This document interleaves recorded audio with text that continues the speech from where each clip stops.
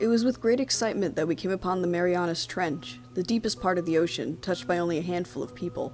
Most recently, James Cameron. There were 3 of us to go down: marine biologist Dr. Nigel Harris, Dr. Annie Aldridge, along with myself, who would be operating the submarine. Our crew carefully lowered the sub into the water, and we climbed in. Slowly our submarine began its descent.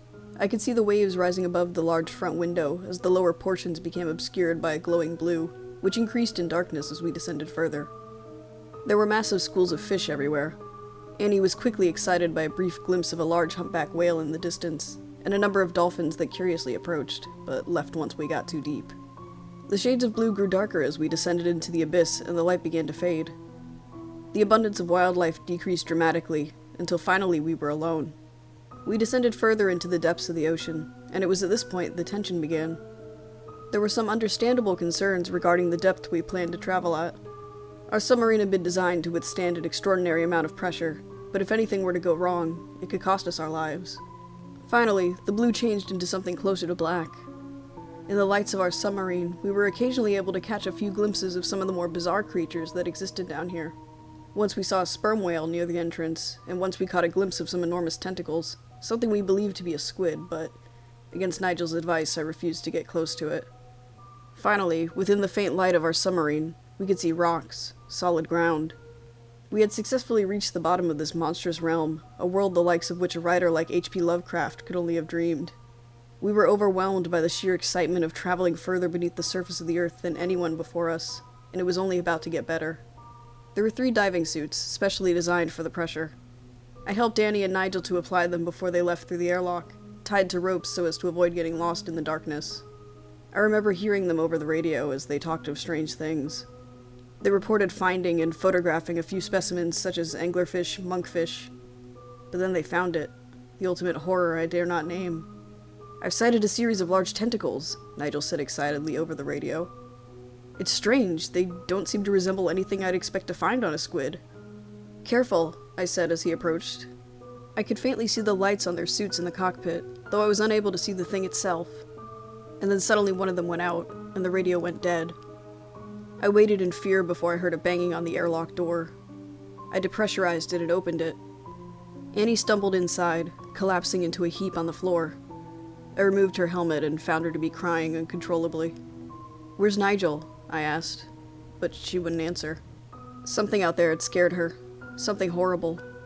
I donned a suit of my own and stepped outside, pulling at Nigel's rope to find that it had been abruptly cut.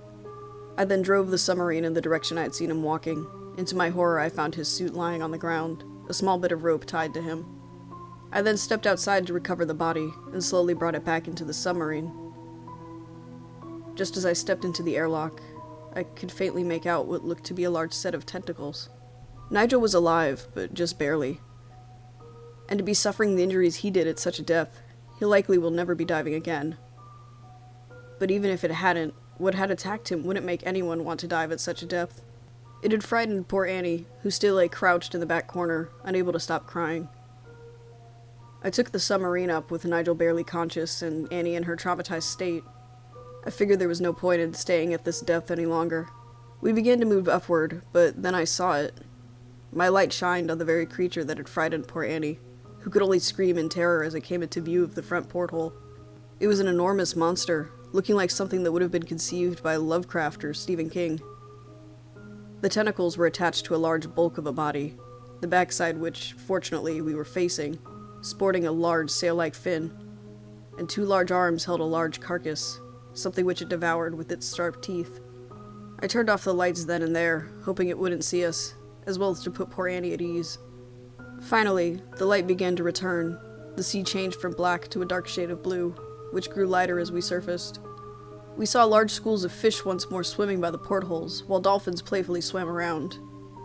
The sunlight was a most beautiful sight as we finally broke the surface, emerging above the waves and at the boat. We were pulled aboard and put into decompression. Poor Annie tried to fight it, and had to be sedated for the process to be completed. The crew did the best they could to help Nigel with the medical supplies available. Unfortunately, the damage was too great, and he won't be able to dive again. Not that he's overly keen on it. Annie started to calm down, but we still made sure to keep an eye on her at all times. As for me, I still shudder to think of that monster I glimpsed at on the bottom of the ocean. To think that a thing of such size has eluded scientists is unbelievable.